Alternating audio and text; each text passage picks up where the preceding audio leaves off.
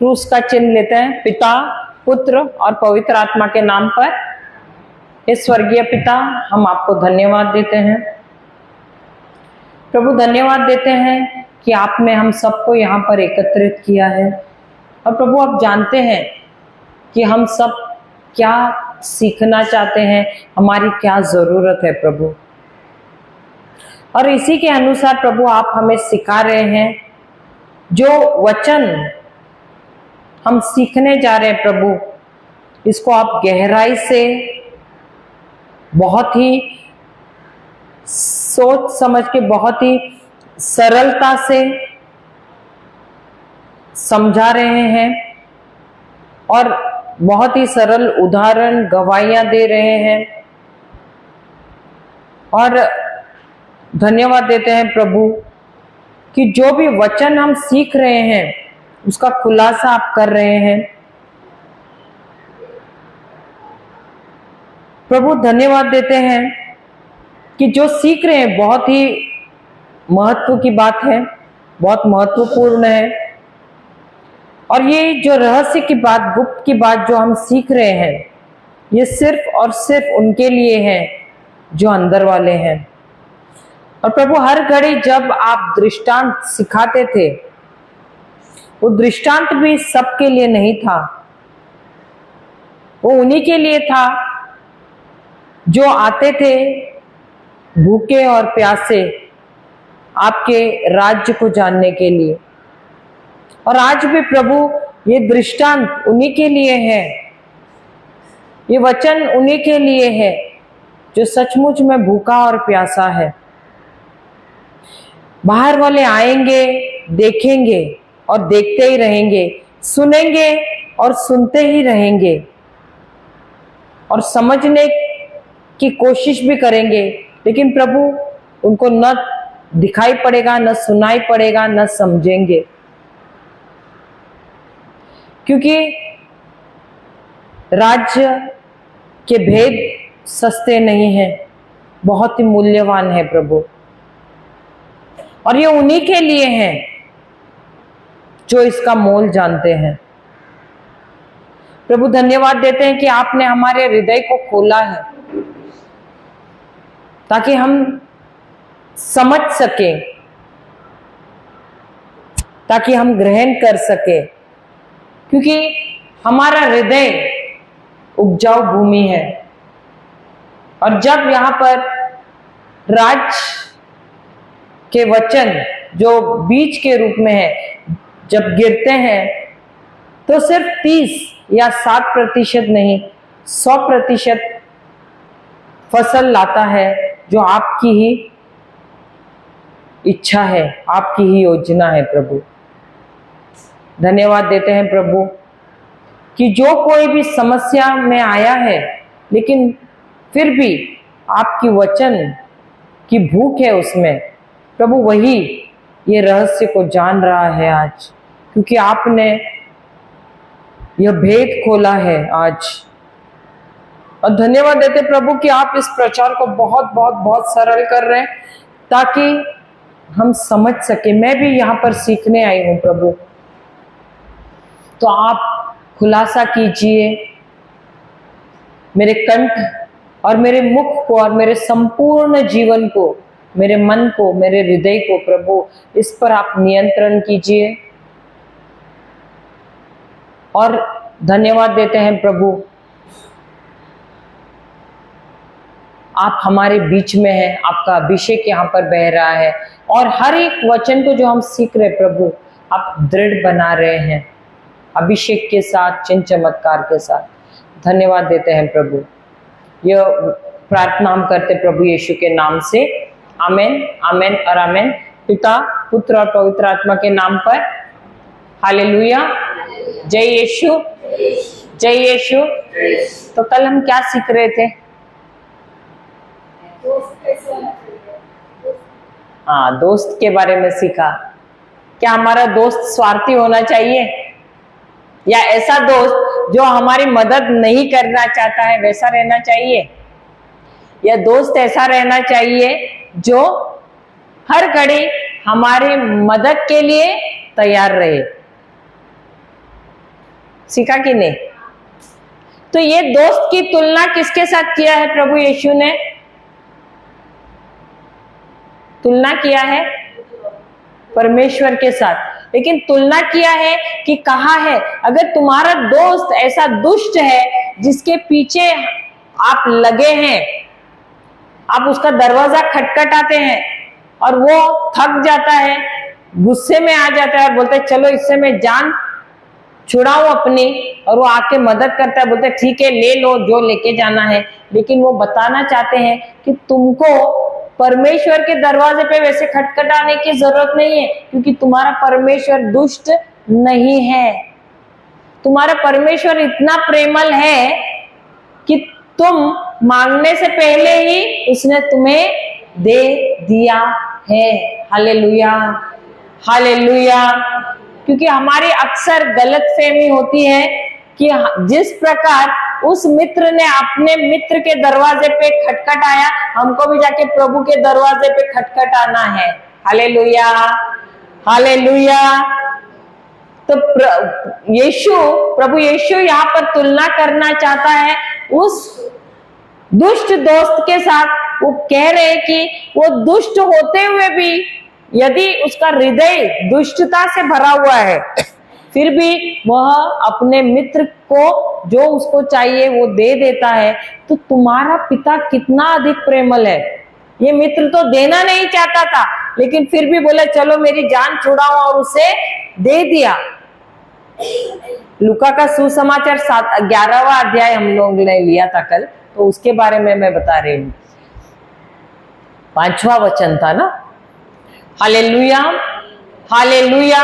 फिर उसके बाद वो और एक दृष्टांत बताता है जहां पर कहा है कि पिता इतना दुष्ट रहते हुए भी वह अपने पुत्र को जो भी मांगता है उसके विपरीत नहीं देता है, जो मांगता है वो ही देता है। वो अगर वो पिता जो पृथ्वी का है वो इतना अपने बेटे को दे सकता है, अपने बेटे से क्योंकि वो प्रेम करता है, तो मेरा पिता तो और आपका भी पिता कौन है?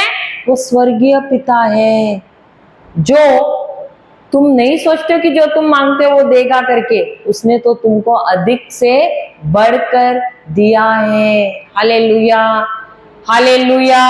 यही कहता है एफिसियों का किताब 3 अध्याय 20वां वचन जो हमने कल किया, कि उन्होंने क्या किया है, परमेश्वर ने हमारे अंदर क्या डाला है? वही सामर्थ्य ढाला है। कौन सा सामर्थ्य? जो सामर्थ्य उन्होंने इस्तेमाल किया था अपने इकलौते पुत्र को मृतकों में से पुनर्जीवित करने के लिए, वही सामर्थ्य तुम्हारे अंदर डाला है। और उसी सामर्थ्य के अनुसार जब जो तुम सोचते हो, जो तुम कल्पना भी नहीं कर सकते हो, जो तुम सोचते भी नहीं हो, उससे अधिक परमेश्वर तुम्हारे जीवन में कर सकता है। कब? कब? कब?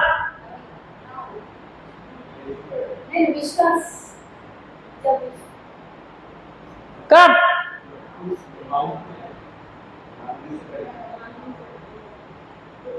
आप लोगों ने कल read that Ephesians 3:20.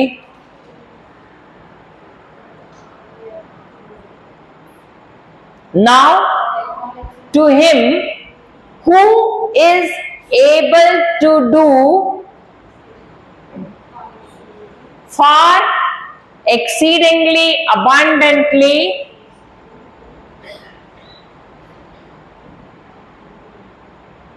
Ephesians 3:20. Now to him who is able to do immeasurably more than all we ask or imagine, according to his power that is at work within us. So is God able to do? Is God doing? Yes or no? Yes. Is God doing? Is God doing? Is God doing? No. Is the power? क्या?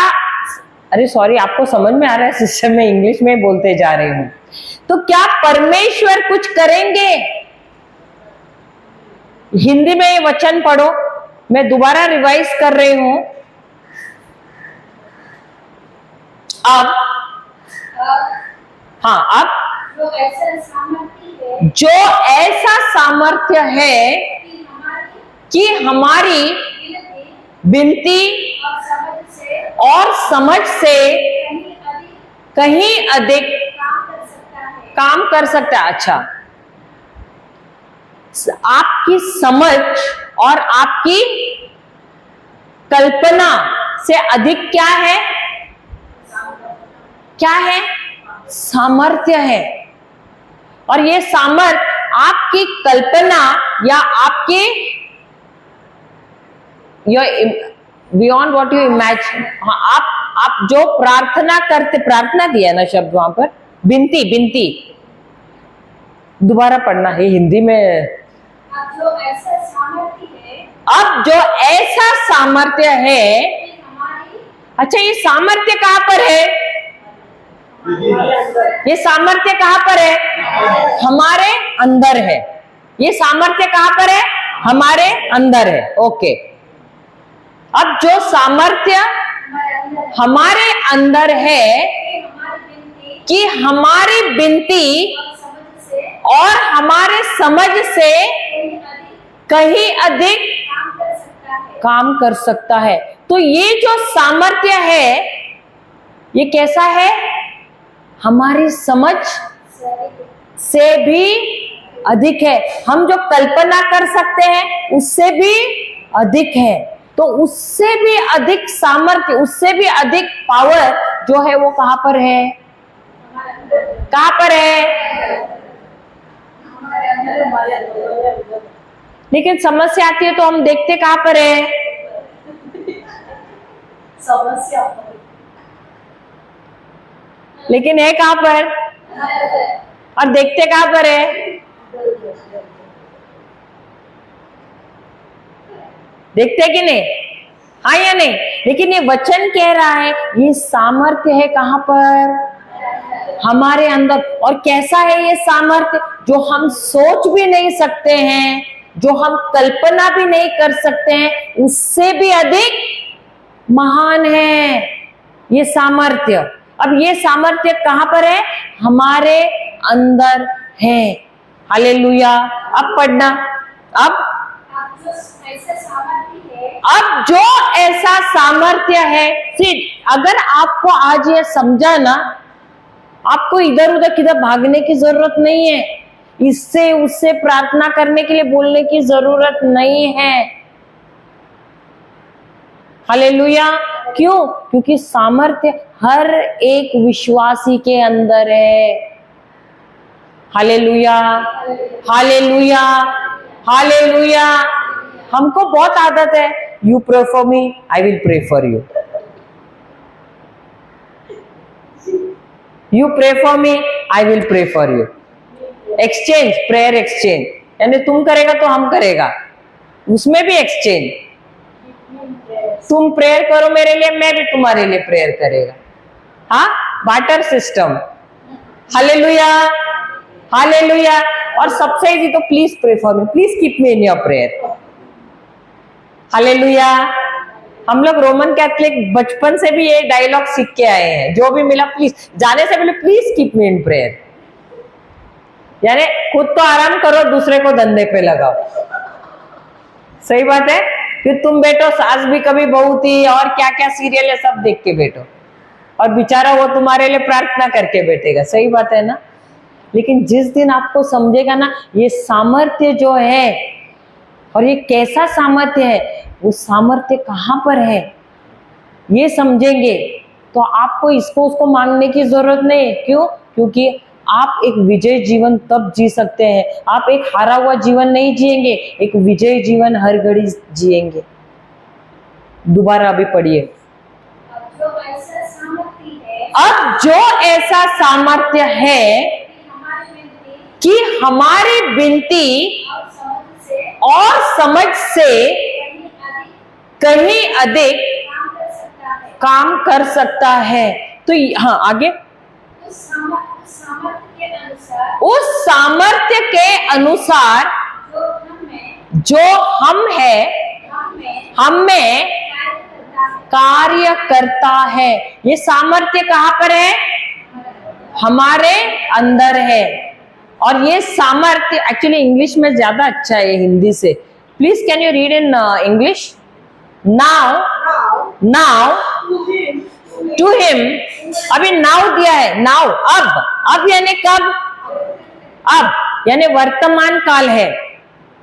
अब जब भी आपको समझ में आया कि क्या है आपके अंदर, आप तब शुरू कर सकते हैं।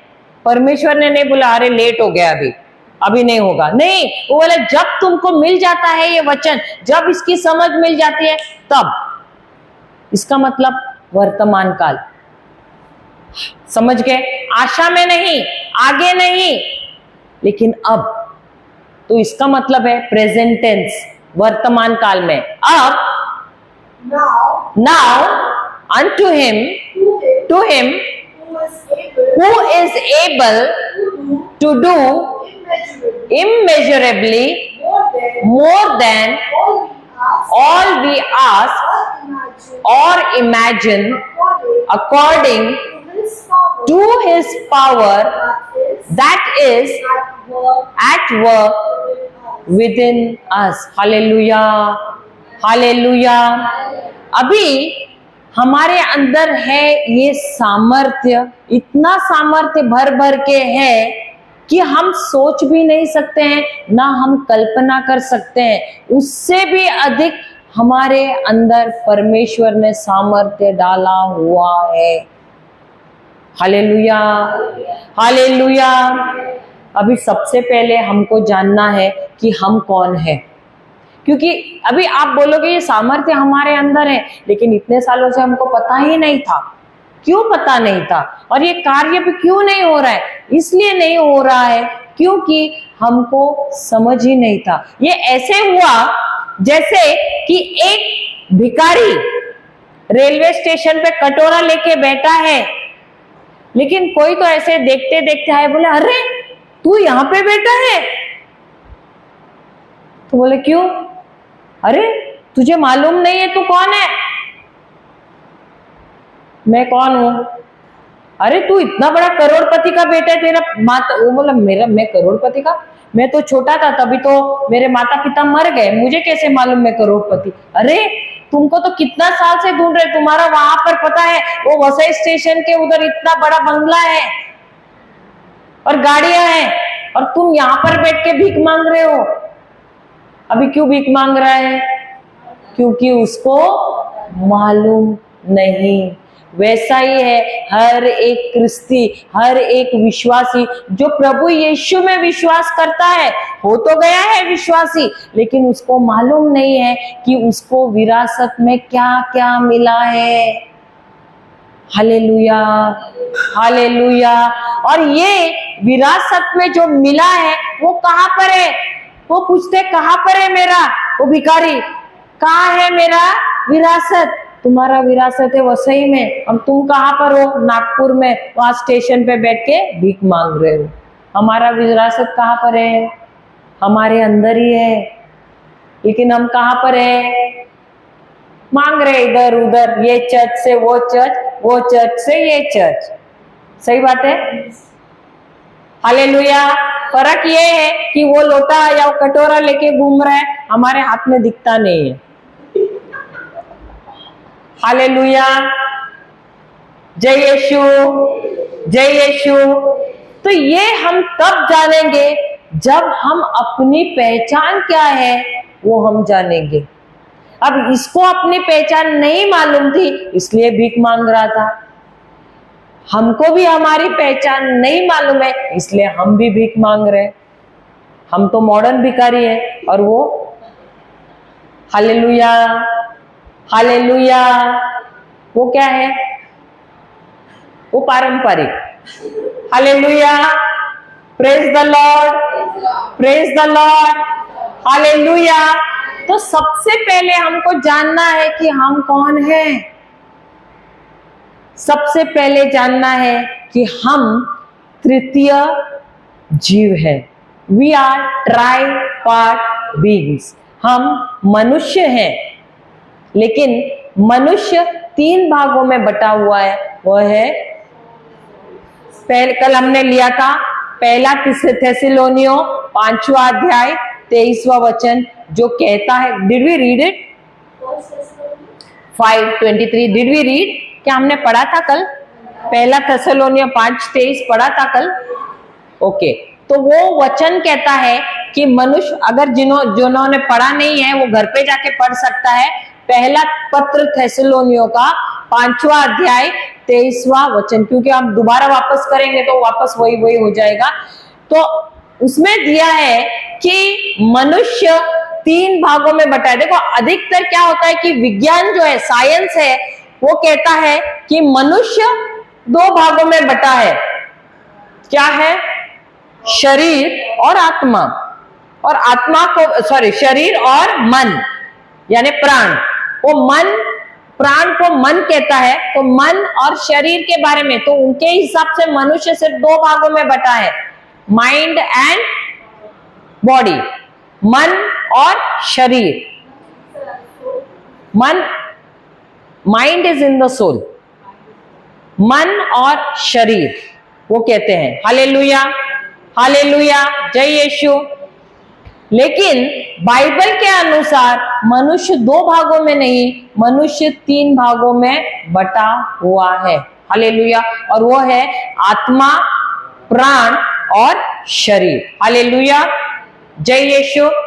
जो हमको जो नजर आता है वो क्या है? शरीर है। और इसीलिए जो हमको नजर आता है, और इस शरीर में क्या है? इस शरीर में है हमारे 5 इंद्रिय, वो है 5 सेंसेस। तो हमारे 5 इंद्रिय हमारे शरीर में है। और जब परमेश्वर ने ये 5 इंद्रिय हमको जब दिए, ये 5 इंद्रिय इसलिए दिए थे ताकि हम इन पर निर्भर ना हो जाए, that we may not be dependent on these 5 senses। ये 5 इंद्रिय हमको इसलिए दिए थे ताकि हम सावधानी से जिए, हमारे जीवन में हादसे ना हो जाए। We may not have any kind of accidents। These 5 senses help us to live carefully, cautiously।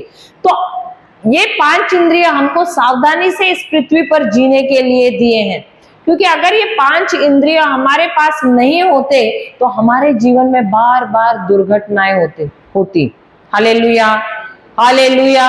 उदाहरण के तौर पे, अगर गैस है, वहां पर गैस है और उस सिलेंडर लीक हो रहा है और आपको मालूम नहीं है, घर के सारे दरवाजे बंद है और आपने फैन ये वो सब चालू रखा है, और अचानक आपको ये भी नहीं आ रहा है, उसका बास नहीं आ रहा है, नाक नहीं काम कर रहा है आपका, और आपने जाके माचिस जलाया, क्या होगा? उड़ जाओगे कि नहीं आप भी? सही बात है। Hallelujah, hallelujah. तो सावधानी रख पाओगे? नहीं। तो इसीलिए प्रभु ने ये 5 इंद्रिय हमको इसलिए दिए ताकि हम सावधानी से जिए, ना कि हम उन पर डिपेंडेंट या हम उन पर निर्भर होकर जिए। हालेलुया। तो ये जो 5 इंद्रिय हमको हमारे शरीर में दिए ताकि इस पृथ्वी पर हम जिए। हालेलुया। तो ये हमारे शरीर के लिए दिए हुए हैं। हालेलुया। फिर प्रभु ने जब मनुष्य को बनाया तो प्रभु ने उसको आत्मा में बनाया, आत्मिक जीव बनाया, क्योंकि उत्पत्ति का ग्रंथ 1 अध्याय 26 वचन कहता है, you can read if you want. उत्पत्ति का ग्रंथ 1 अध्याय 26वां वचन कहता है,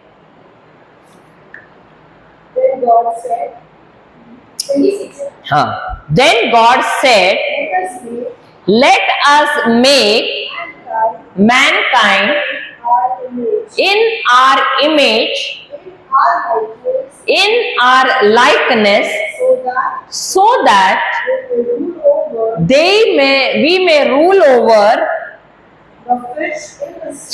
we may rule over the fish of the sea, and the birds in so that we may rule over the fish of the sea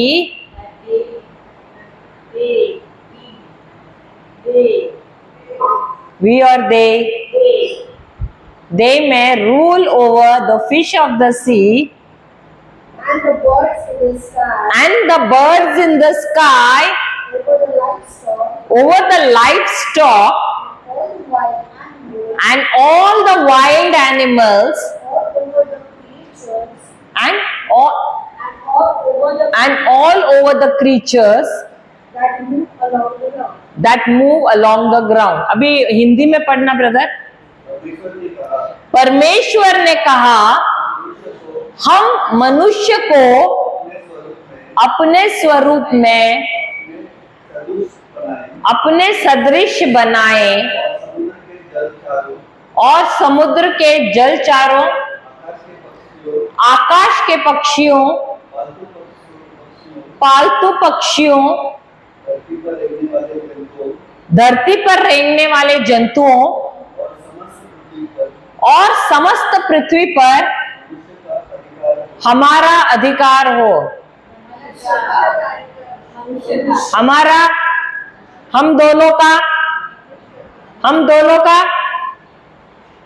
किसका? हम दोनों का, हमारा परमेश्वर का या इंसान का? हालेलुया। तो परमेश्वर ने जब मनुष्य को बनाया, कैसे बनाया? अपने स्वरूप में बनाया और अपने सदृश बनाया। कहाँ? शरीर में बनाया ना? हाँ या नहीं? जी नहीं। उन्होंने आत्मा में मनुष्य को अपने जैसे बनाया। Hallelujah, hallelujah. तो जब परमेश्वर ने मनुष्य को बनाया, यहाँ पर उन्होंने प्रथम उसको आत्मा में बनाया। इसलिए वो कह रहे हैं हम मनुष्य को अपने सदृश बनाए। क्या प्रभु के पास शरीर है? ईश्वर के पास शरीर है? नहीं है। इसीलिए वो कह रहे हैं हम मनुष्य को अपने सदृश बनाए, यानी अपने जैसे बनाए। परमेश्वर के पास शरीर नहीं है, परमेश्वर आत्मा है, दूत आत्मा है, शैतान भी आत्मा है और हम भी आत्मा है। हालेलुया, हालेलुया, जय यीशु, जय यीशु। तो यदि हम आत्मा है, फिर हमारे पास क्या है?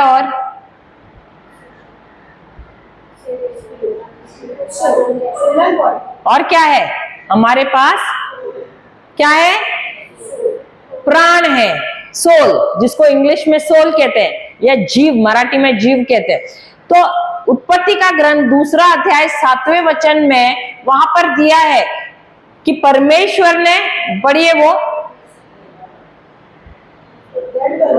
Then the Lord God formed the man from the dust of the ground and breathed into his nostrils the breath of life, and man became a living being.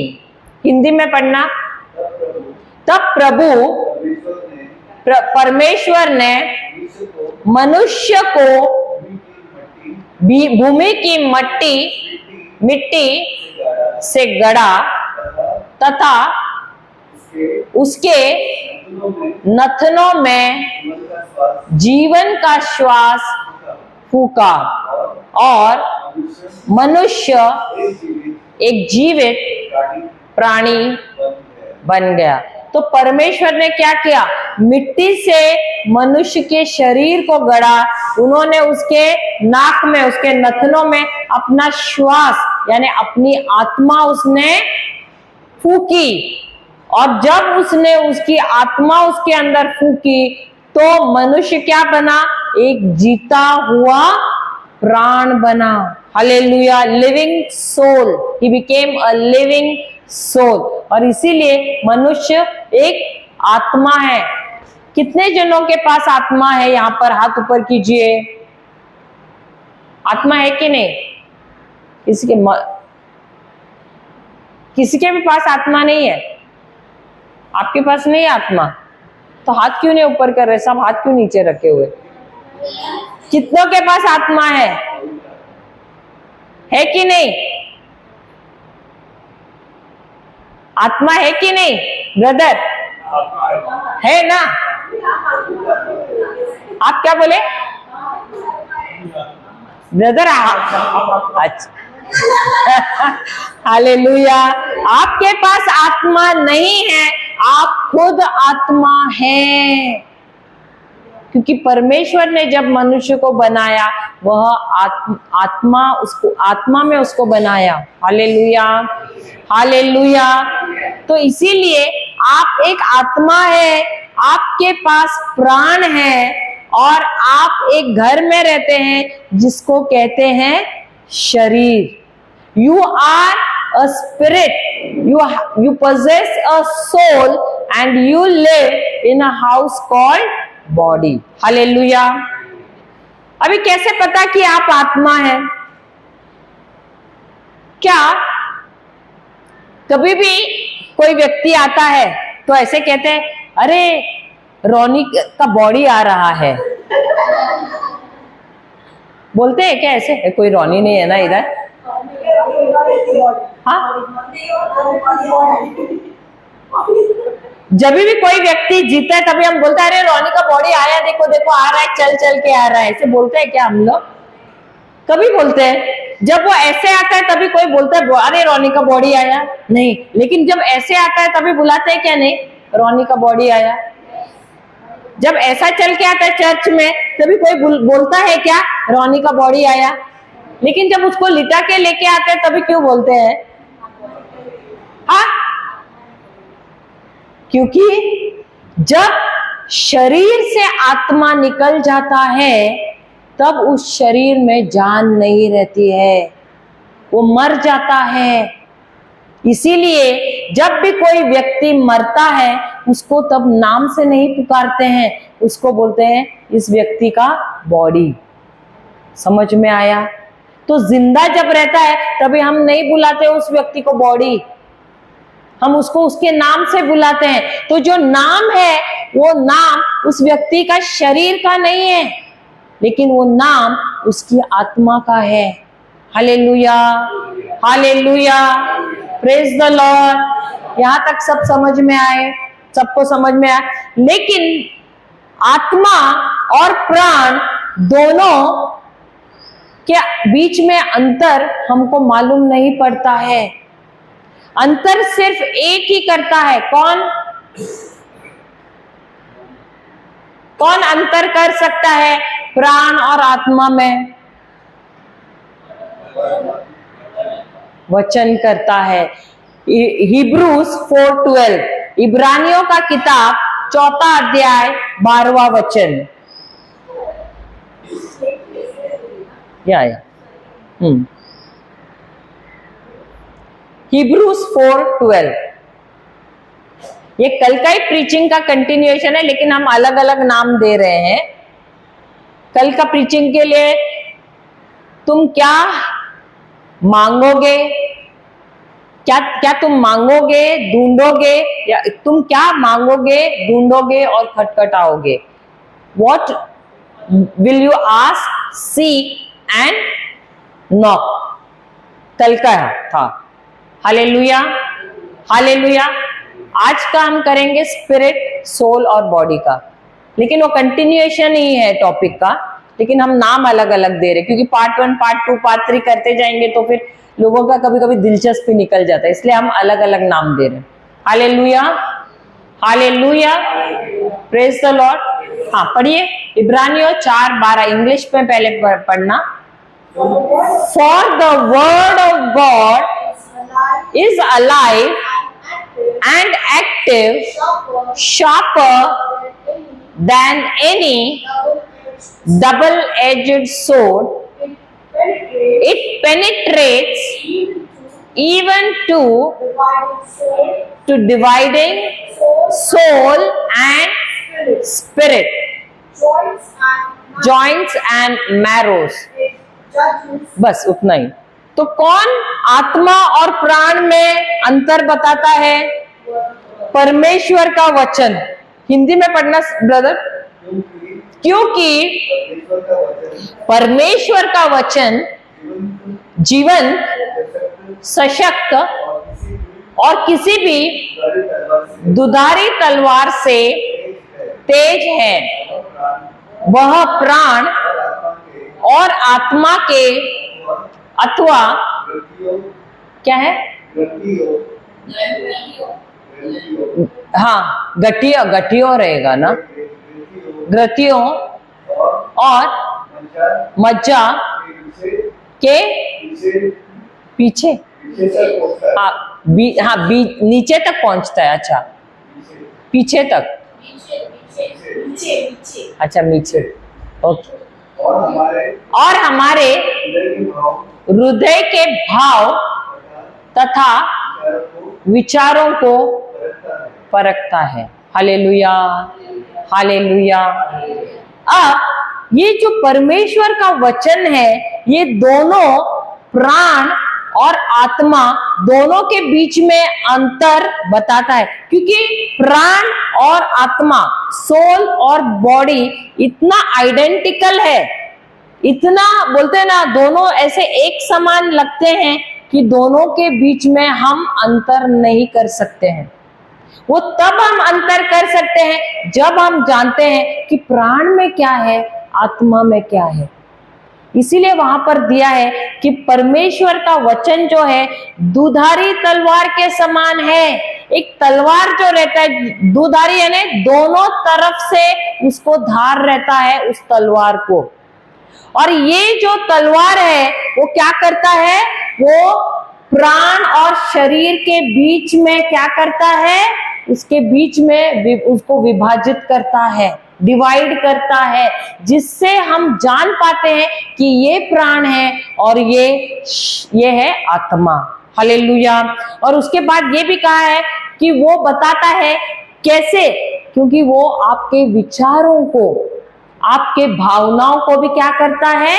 वो छेदता है। हालेलुया। कौन? परमेश्वर का वचन। कभी कभी हम प्रचार भी करते हैं तो पवित्र आत्मा, जब हम प्रचार कर रहे हैं, भले नाराजगी के बारे में, गुस्से के बारे में, जो भी विषय में जब हम प्रचार करते हैं, हम ऐसे नहीं कि हम आपको कर रहे हैं, उस समय पवित्र आत्मा हमको हमारे जीवन की घटनाएं याद दिलाता है और हमको बताता है कि जो तुम सिखा रहे हो, तुम्हारे जीवन में भी ऐसी घटनाएं हुए, तो तुमको क्या करना है? यहाँ पर पश्चाताप करना है। तो वो वचन रूपी जो तलवार है वो क्या कर रहा है? तुमको छेदने से पहले सबसे पहले हमको छेदता है। हालेलुया। अब ये हमको कैसे पता चलेगा कि हमारा प्राण क्या है और हमारी आत्मा क्या है?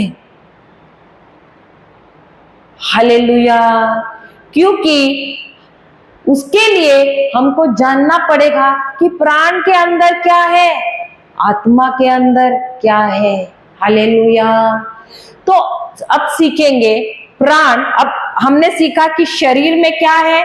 5 इंद्रिय है। अब ये 5 इंद्रिय क्या है? हमारे आंख, नाक, कान, जबान और हमारी त्वचा।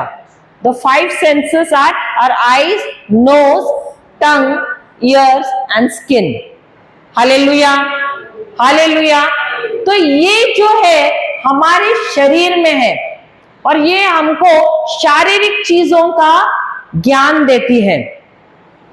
ये जो 5 इंद्रिय हमको शारीरिक चीजों का ज्ञान देती है। अब हमारा प्राण, हमारे प्राण के अंदर क्या है? हमारे प्राण के अंदर है हमारे सोच। 3 पार्ट्स में पहले डिवाइड करेंगे। Thinking, choosing and feeling. क्या है? Thinking, choosing and feeling. सोचना, एहसास करना या महसूस करना और भावनाएं, नहीं सॉरी, थिंकिंग, चूजिंग, चुनना, सॉरी, थिंकिंग यानी सोचना, चुनना और भावनाएं, या आप एहसास बोल सकते हैं, अपने एहसास। फीलिंग इज एहसास, ये 3। अब तुम्हारी पर्सनैलिटी जो है, व्यक्तिगत, व्यक्ति मत बोलते हैं ना, क्या बोलते हैं, व्यक्तिगत, व्यक्तित्व, व्यक्तित्व, पर्सनैलिटी। ये पर्सनैलिटी कहां पर है? तुम्हारे सोल में है, यानी तुम्हारे प्राण में है। तुम्हारा मन कहां पर है? तुम्हारा मन तुम्हारे प्राण में है। हालेलुया। अब तुम्हारी बुद्धिमत्ता कहां पर है? इंटेलिजेंस। तुम्हारा इंटेलिजेंस भी तुम्हारे प्राण में है। तुम्हारे तर्क यानी रीजनिंग, वो कहां पर है? तुम्हारे प्राण में है। हालेलुया। तो ये सारी चीजें कहां पर है? तुम्हारा सबसे इंपॉर्टेंट, तुम्हारा विल पावर कहां पर है? तुम्हारे प्राण में है। Hallelujah, hallelujah. अब लिखिए आप, in your soul is your mind, in your soul is your mind, in your soul is your mind, is your intelligence, your personality,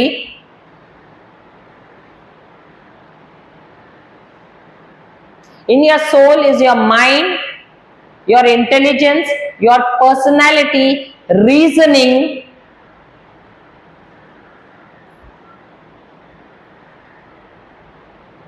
willpower, and your personality, and your personality and emotions. Personality दिया है मैंने, and your emotions. So this is divided into 3 parts. Your mind is divided into 3 parts. It is your choosing, your feeling, and your choosing, feeling, and thinking. Thinking, choosing, and feeling. That is divided into 3 parts. Hallelujah. तो आप yeah. So mind is in the soul. Mind is in the soul. Hallelujah, hallelujah. तो हिंदी में आप लिख सकते हैं, तुम्हारे प्राण में, हिंदी में जो लिखना चाहते हैं, तुम्हारे प्राण में है तुम्हारी मैंने क्या बोला, व्यक्तित्व, तुम्हारा व्यक्तित्व, दैट इज योर पर्सनैलिटी, तुम्हारी बुद्धिमत्ता,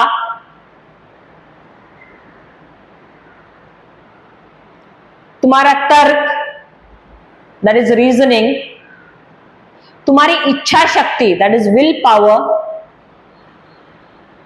और भावनाएं, that is emotions. 5 things no I give. इसको 3 भागों में, और तुम्हारा मन भी है, और मन, दैट इज योर माइंड।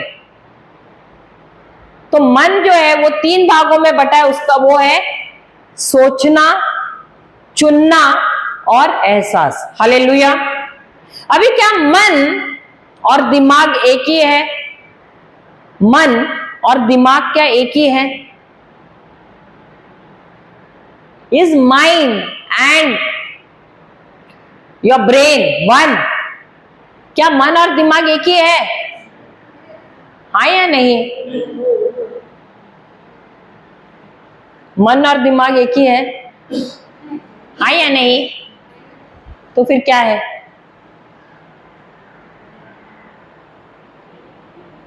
मन और दिमाग एक है कि नहीं? हाँ या नहीं? तो मन क्या है और दिमाग क्या है? अच्छा,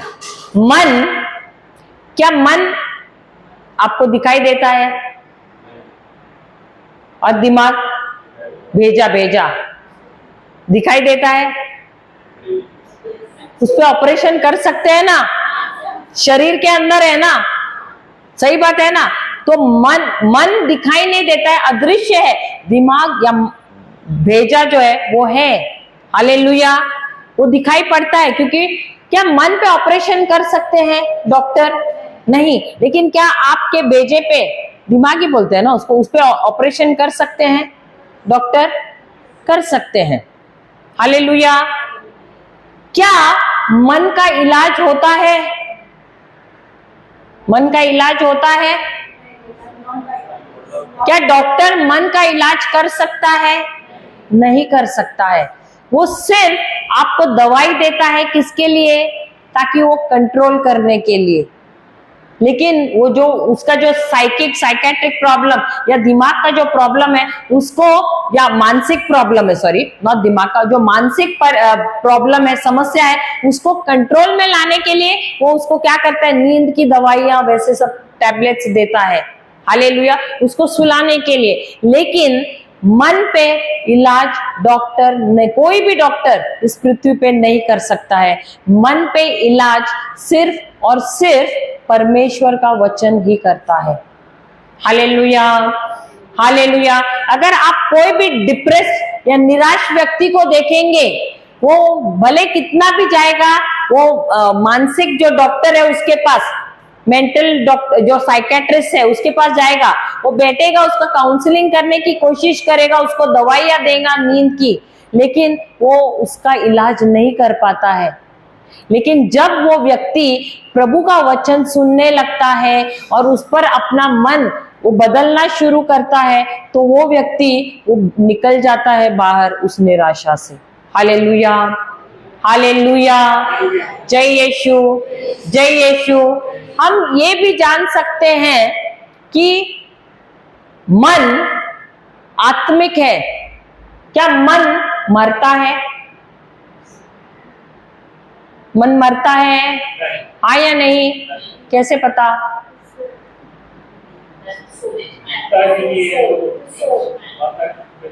मन मरता है, दिमाग भेजा मरता है कि नहीं?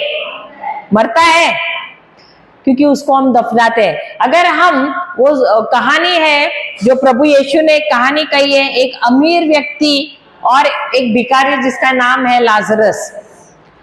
वो दोनों भी मर जाते हैं एक समय के बाद, और लाजरस जाता है अब्राहम की गोद में, और ये जो अमीर व्यक्ति है जिसका नाम नहीं दिया, ये कहाँ जाता है? वो जाता है नर्क में। लेकिन वो नर्क में मरने के बाद, वो वहां जाने के बाद भी क्या उसको याद है जो धरती पे जो कुछ हुआ है?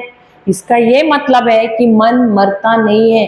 क्यों? क्योंकि मरने के बाद भी उसको याद रहता है। जहां नर्क में है वहां पर वो उसको याद है कि उसके भाई और हैं पृथ्वी पर, और वो कहता है अब्राहम से कि लाजरस को तुम भेजना पृथ्वी पर मेरे भाइयों को बताने के लिए कि तुम अच्छा जीवन जियो, नहीं तो वो भी मेरे जैसे इस नर्क में पहुंचेंगे। हालेलुया।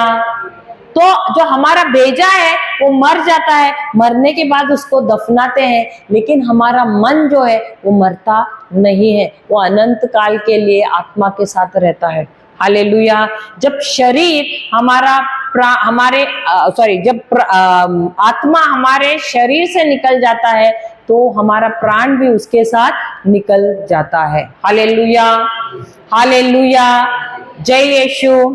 लेकिन यहाँ पृथ्वी पर जीने के लिए हम लोगों को इस शरीर की आवश्यकता है।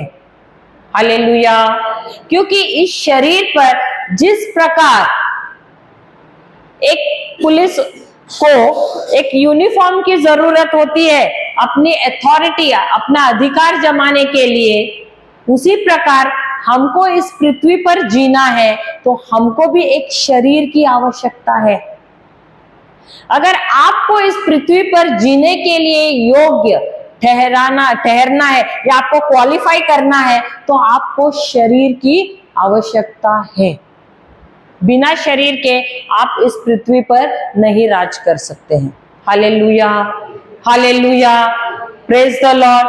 और इसीलिए अगर परमेश्वर को भी इस पृथ्वी पर कुछ कार्य करना है तो उनको भी शरीर की आवश्यकता है, और शैतान को भी यदि अपने जो योजनाएं हैं यहाँ से, या अपने जो षड्यंत्र है जो उसको यानी उसको यहाँ पर इस पृथ्वी पर लाने हैं, तो उसको भी शरीर की आवश्यकता है। Hallelujah, hallelujah.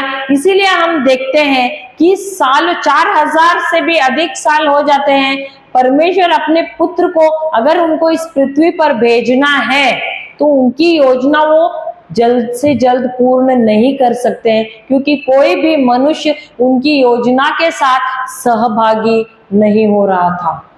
इसलिए धीरे धीरे एक एक नबी को लेकर वो भविष्यवाणी कर रहा था। अंत में जब उसने दूत को माता मरियम के पास भेजा और उस दूत ने परमेश्वर का संदेश उनको सुनाया और परमेश्वर की योजना बताई और माता मरियम ने उनके उस योजना के लिए स्वीकृति दी, तब परमेश्वर को अपनी ये योजना इस पृथ्वी पर लाने के लिए वो तत्पर हो गए। हालेलुया। वो सफल हो गए। Hallelujah, hallelujah. अगर कोई मनुष्य परमेश्वर के साथ एकमत नहीं होता है, सहमत नहीं होता है, तो परमेश्वर भी अपनी योजना इस पृथ्वी पर नहीं ला सकते हैं, नई सफलता से इस पृथ्वी पर वो ला सकते हैं। Hallelujah, hallelujah. जय यीशु, जय यीशु। तो इसीलिए इस शरीर की आवश्यकता परमेश्वर को भी है, इस शरीर की आवश्यकता शैतान को भी है, और इसीलिए लड़ाई हर घड़ी इस पृथ्वी पर शरीर के लिए होती है, क्योंकि दोनों को भी अपनी योजनाएं इस पृथ्वी पर लानी है। Hallelujah, hallelujah.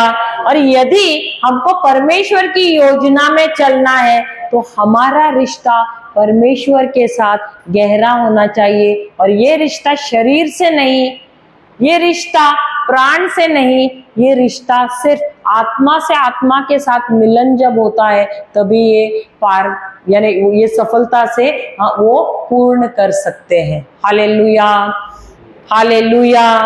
तो यहाँ तक आप सब समझे, समझ में आया? Praise the Lord. भले ही जिस दिन आत्मा इस शरीर को छोड़ता है तो वो शरीर कुछ काम का नहीं होता है, लेकिन जब तक ये आत्मा इस शरीर में है तब तक ये शरीर बहुत ही महत्वपूर्ण है। हालेलुया। क्योंकि ये शरीर या तो प्रभु के लिए कार्य कर सकता है या तो यही शरीर शैतान के लिए कार्य कर सकता है। Hallelujah. Praise the Lord, praise the Lord. इसके बाद ये जो प्राण, क्या मैं आपके शरीर को छू सकती हूं? क्या मैं आपके शरीर को छू सकती हूं? क्या मैं आपके प्राण को छू सकती हूं? क्या मैं आपके प्राण को छू सकती हूं? क्या मैं आपके प्राण को छू सकती हूं? कंफ्यूज। क्या मैं आपके मन को छू सकती हूं? छू सकती हूं मेरे शब्दों के द्वारा। क्या मैं आपको मेरे तीखे शब्दों द्वारा रुला सकती हूं? क्या मैं आपको मेरे शब्दों द्वारा हंसा सकती हूं? तो मेरे शब्द किसको छू रहे हैं? आपके मन को, आपके प्राण को छू रहे। इसीलिए आप क्या करें, जैसे मेरे शब्द सुन रहे, आपकी भावनाएं क्या हो रही है? या तो आप हंस रहे हैं, या तो आप रो रहे हैं, या तो आप गुस्से में आ रहे हैं, या तो आप क्रोधित हो रहे हैं या नाराज हो रहे हैं। सही बात है। हालेलुया। क्यों? क्योंकि मेरे शब्दों द्वारा मैं आपको छू रही हूं। हालेलुया। जय यीशु, जय यीशु। क्या आपके शरीर को, अगर आपके शरीर को, आपका शरीर आपसे बात करता है?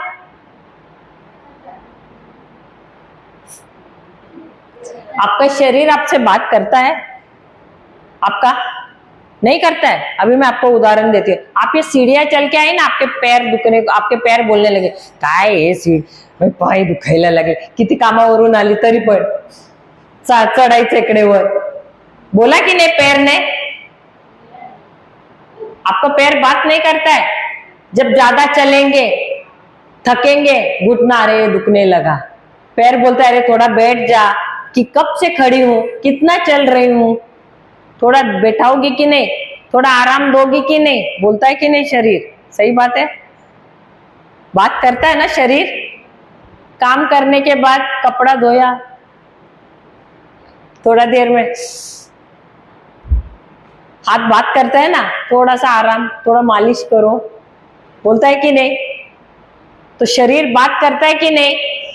हाँ, ठंडा है, अरे स्वेटर डालो ठंडी लग रही है, बात करता है कि नहीं? नहीं तो जुकाम होगा, भीगोगे तो। बात करता है ना शरीर। हालेलुया। गरम है, कितना पसीना आ रहा है, शरीर बात करता है। हालेलुया। क्या आपका मन बात करता है? मन बात करता है आपका?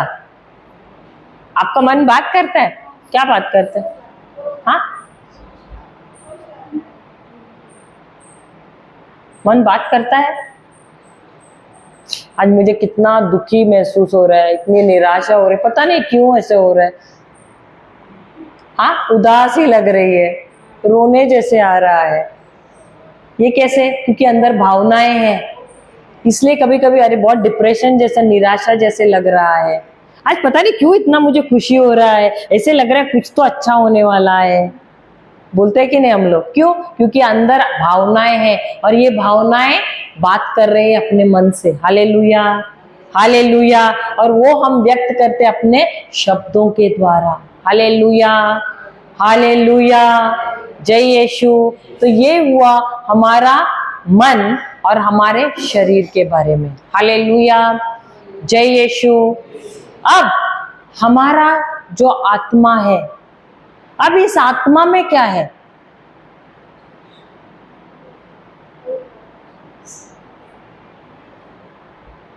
इस आत्मा में क्या है?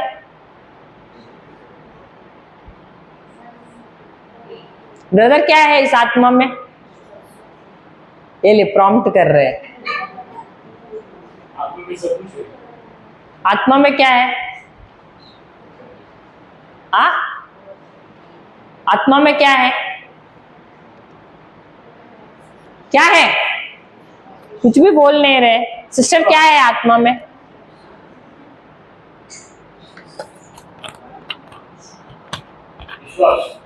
आत्मा में हमारा विश्वास है। Hallelujah, hallelujah. अब ये विश्वास क्या है? आपको कैसे मालूम कि विश्वास है?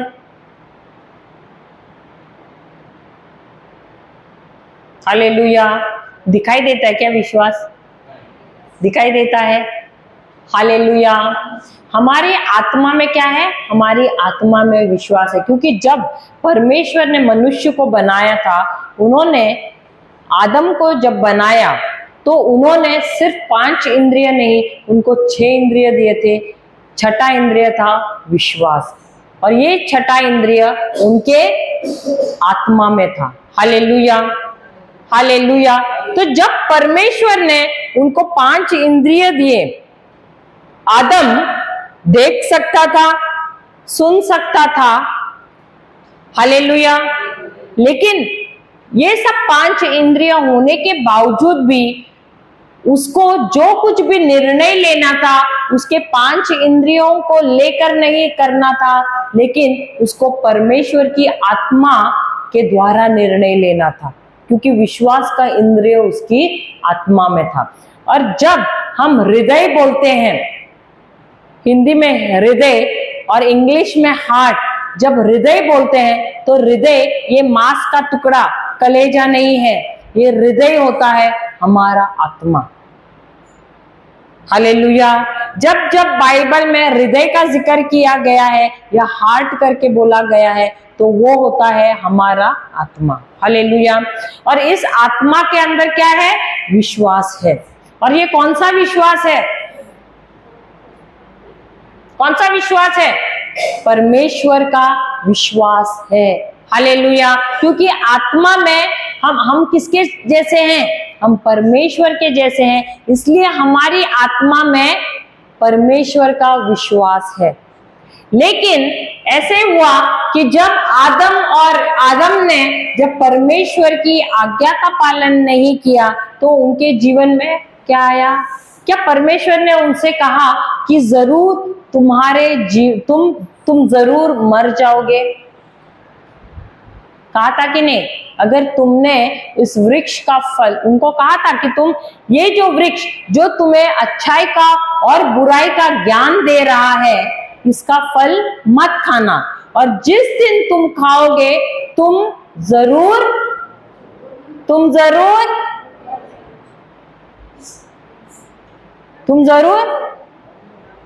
नहीं मालूम तुम लोगों को? तुम जरूर मर जाओगे बोला था कि नहीं? बोला था।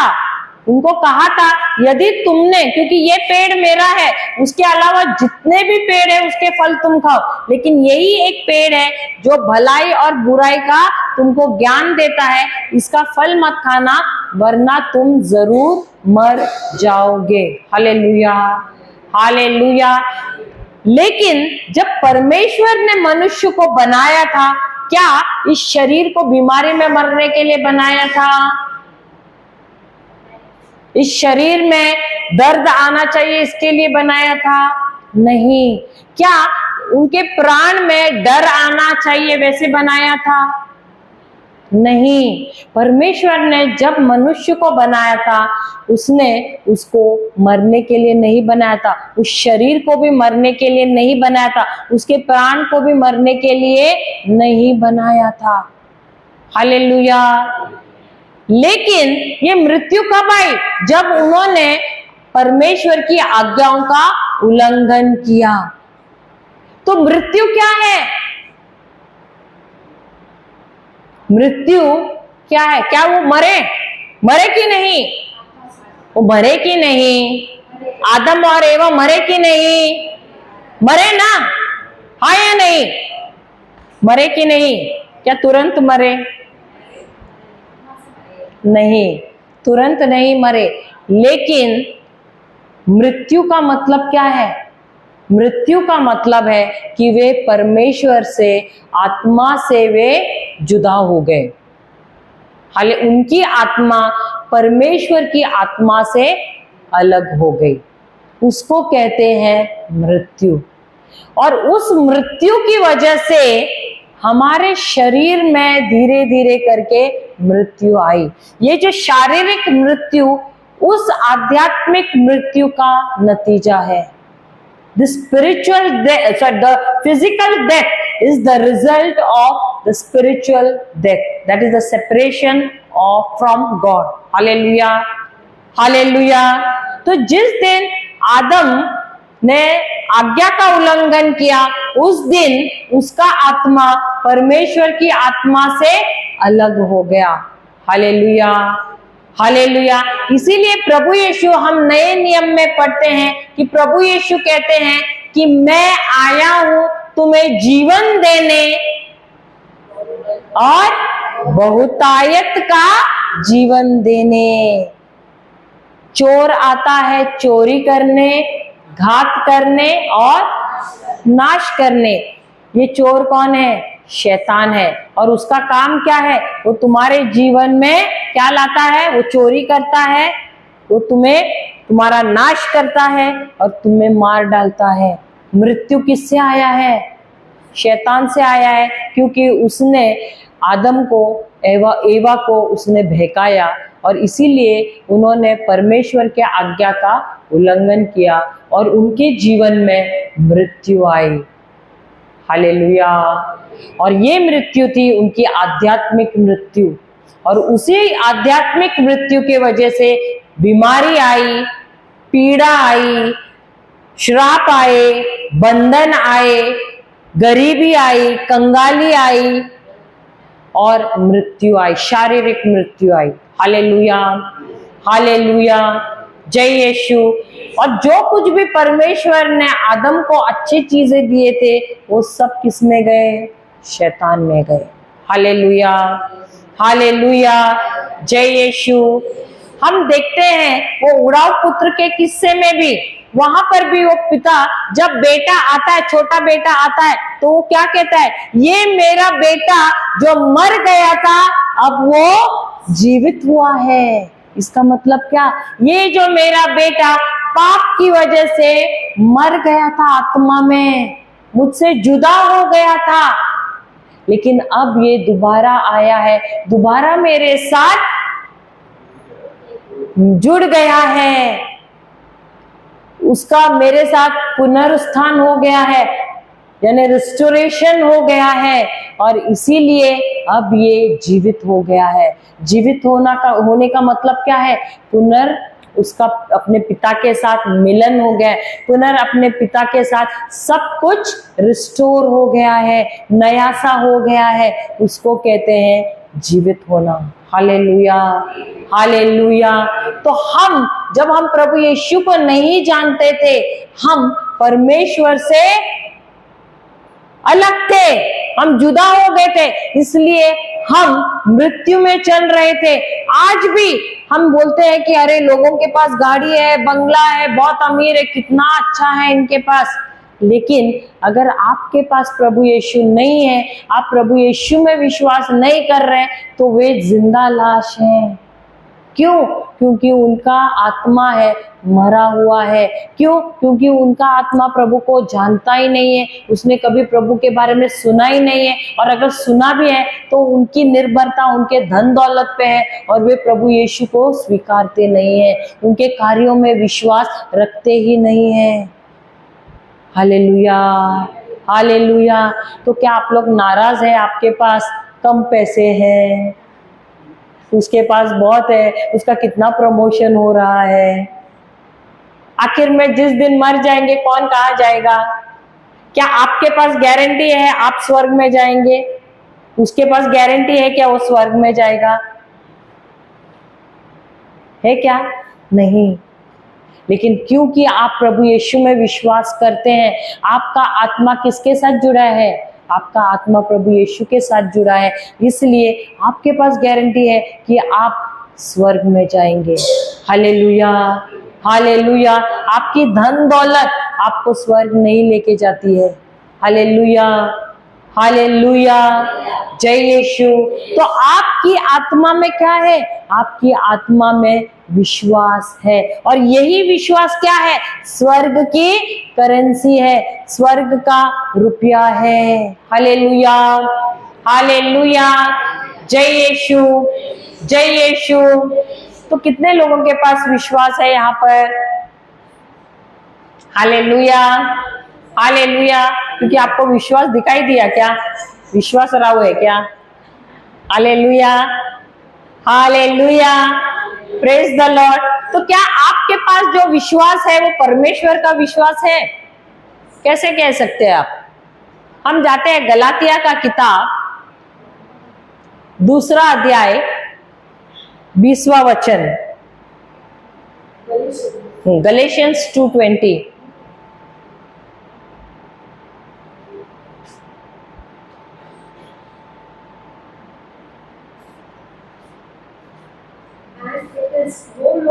And it is no longer I who live, but it is Christ who lives in me, and the life I now live in the flesh, I live by faith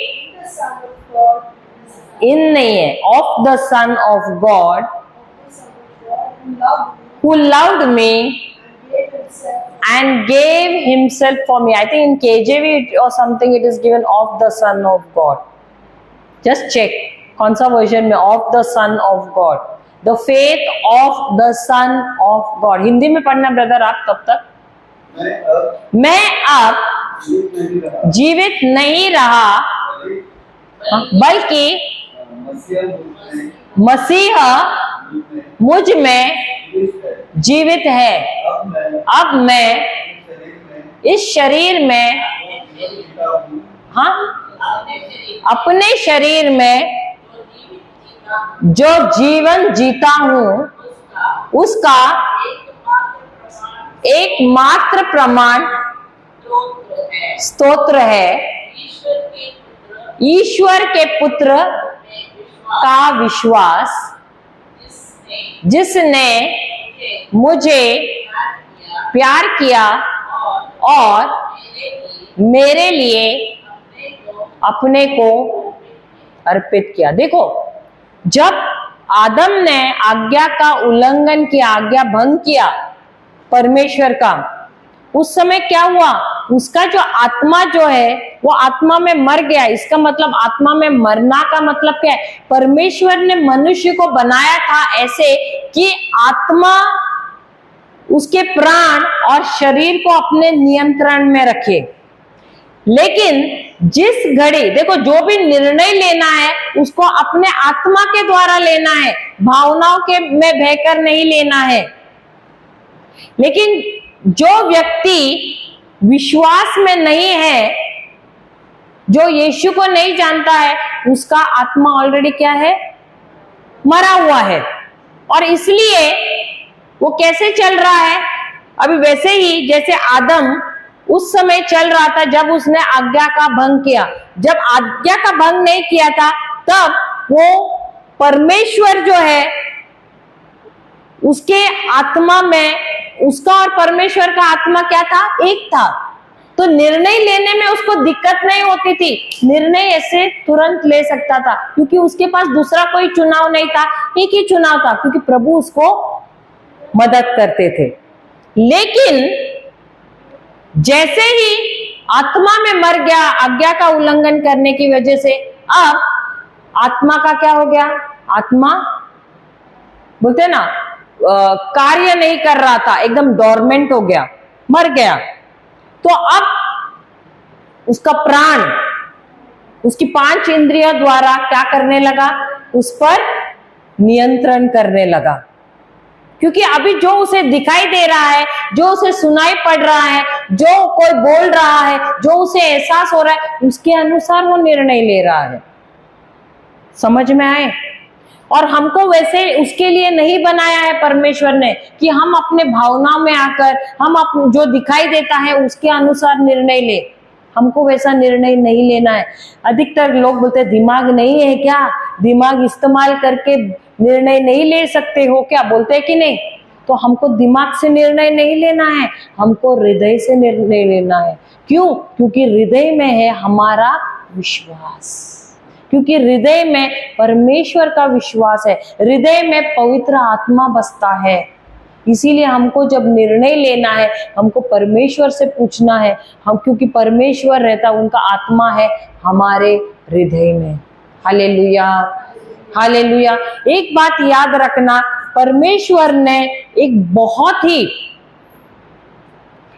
महत्वपूर्ण जो बोलते हैं ना, He gave the most dangerous बोल सकते एक तरफ से चीज हमको दी है, वो है इच्छा शक्ति। एक ही खतरनाक चीज हमको दी है, वो है इच्छा शक्ति या विल पावर। या तो ये विल पावर हमारे फायदे के लिए भी हो सकती है, या तो ये विल पावर या इच्छा शक्ति हमको बर्बाद भी कर सकती है। क्योंकि इस इच्छा शक्ति के द्वारा ही हम क्या करते हैं? हम निर्णय लेते हैं। We take every decision through our willpower. Hallelujah, hallelujah. समझ में आया? तो इसीलिए अगर मैं आत्मा में अगर परमेश्वर के साथ जुड़ी हुई हूं तो मैं इच्छा कैसे लेती हूं? परमेश्वर से पूछकर। मैं, क्योंकि अभी मेरा उनके साथ रिश्ता अच्छा है तो मैं उनसे पूछकर, उनके साथ विचार विमर्श करके मैं निर्णय लेती हूँ। लेकिन जिस दिन अगर मैं परमेश्वर के साथ नहीं हूँ, मैं उनको जानती ही नहीं हूँ, तो मैं क्या करती हूँ? अपने दिमाग का इस्तेमाल करती हूँ, अपने भावनाओं का इस्तेमाल करती हूँ, अपने 5 इंद्रियों का इस्तेमाल करती हूँ, और उसके द्वारा मैं निर्णय लेती हूँ। जो मेरे लिए, अधिकतर हम देखते हैं ऐसे ही लोग हैं जो गलत निर्णय अपने जीवन में लेते हैं और बर्बादी में आ जाते हैं। Hallelujah, hallelujah, praise the Lord. यहाँ तक सबको समझ में आया? तो जब आदम ने जब परमेश्वर के आज्ञा का उल्लंघन किया तो उनका जो आत्मा है, आत्मा के अंदर जो विश्वास था, आत्मा क्या हो गया? मर गया। तो मर गया, इसका मतलब है आत्मा का अब ये जो है प्राण और शरीर उसकी कुछ भी नहीं सुन रहा है। तो ये जो आत्मा है ये कुछ काम का ही नहीं रहा। जिसको राज करना था अब ये क्या हो गया है, ये राज नहीं कर पा रहा है। क्यों? क्योंकि अब प्राण और शरीर उसकी कुछ भी नहीं सुन रहे। प्राण और शरीर कैसे चल रहे हैं? जो 5 इंद्रिय दिखा रहे हैं वैसे, जो भावनाएं उनको उकसा रहे हैं उसके अनुसार। Hallelujah, hallelujah. अब पहले वो नियंत्रण में क्यों था आत्मा? क्योंकि तब परमेश्वर का आत्मा और उसका आत्मा एक समान काम कर रहा था, एक साथ था और एक समान काम कर रहे थे एकजुट होकर। Hallelujah, hallelujah, praise the Lord. अब आदम को परमेश्वर ने ऐसे बनाया था कि भले ही वो सुनता था, भले ही वो देखता था, लेकिन निर्णय जब ले रहा था तब वो परमेश्वर के साथ मिलकर वो निर्णय लेता था। और जो भी वो देखता था इन आंखों से, परमेश्वर ने उसको ऐसी शक्ति दी थी कि जो दिख रहा है उससे भी वो अधिक देख सकता था। कैसे? अपने आध्यात्मिक आंखों के द्वारा। He could see more through his spiritual eyes than he could see through his physical eyes. इसीलिए वचन कहता है ना कि वो नंगे थे लेकिन उनको नजर नहीं आ रहा था। क्यों? क्योंकि आंखें काम नहीं कर रही थी क्या? नहीं, क्योंकि वे विश्वास में थे। तो उनका ध्यान शारीरिक चीजों पे नहीं था, उनका ध्यान कहां पर था? अभी हम निचला जीवन कब जीते हैं? जब आध्यात्मिक चीजों पर हमारा ध्यान नहीं है। तो वे निचला जीवन नहीं जी रहे थे, वो ऊंचा स्तर का जीवन जी रहे थे। इसीलिए उनका शारीरिक चीजों पे ध्यान नहीं था। हमारा ध्यान क्यों शारीरिक चीजों पे? अरे वो देख कैसा कपड़ा पहन के आई है, वो देख कैसा है, क्यों जाता है? क्योंकि हमारा ध्यान, हमारी सोच ही वैसी है। हम 5 इंद्रियों में जो नजर आता है उसके अनुसार हम चलते हैं। लेकिन अगर आपका ध्यान इन चीजों में नहीं है ना, आप प्रभु के साथ मिले हुए हैं, वचनों में ध्यान है, आपका सांसारिक चीजों पे ध्यान नहीं जाएगा। आदम उस समय वो ऊंचे स्तर का जीवन जी रहा था। हालेलुया। और उससे भी कई गुना ऊंचा स्तर का जीवन आज प्रभु यीशु के मरने के बाद हम भी जीते हैं, जब हम उनके कामों में विश्वास करते हैं, जब हम प्रभु यीशु में विश्वास करते हैं। जो प्रभु परमेश्वर ने जो आदम को उस समय दिया था, मैंने कहा भी था आपको कि जो दिया था बहुत अच्छा दिया था, राज करने के लिए दिया था, बहुत ही बड़ा जीवन दिया था, बहुत ही अच्छा ऊंचे स्तर का जीवन दिया था। लेकिन उससे भी कई गुना अच्छा जीवन हमको दिया है, क्योंकि उस समय प्रभु यीशु मरे नहीं थे, लेकिन अब प्रभु यीशु हमारे लिए मर चुके हैं। और इसलिए जो जीवन आदम उस समय जी रहा था, उससे भी कई गुना बहुत ही बेहतरीन जीवन हम जी सकते हैं, जब हम प्रभु यीशु में विश्वास करते हैं। उन्होंने जो कार्य हमारे लिए किए हैं उसमें विश्वास करते हैं। हालेलुया। क्योंकि जो आदम को दिया उससे भी कई गुना, वो जो उसको दिया था वो भी हमको, ना सिर्फ वो दिया है, उससे भी कई गुना ज्यादा परमेश्वर ने हमको दिया है इस जीवन में। Hallelujah, hallelujah.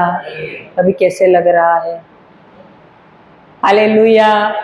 जय यीशु, जय यीशु, जय यीशु।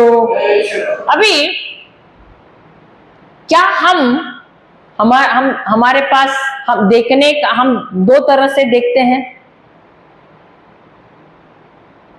हम डबल आइड है, 2 तरह से हम देखते हैं।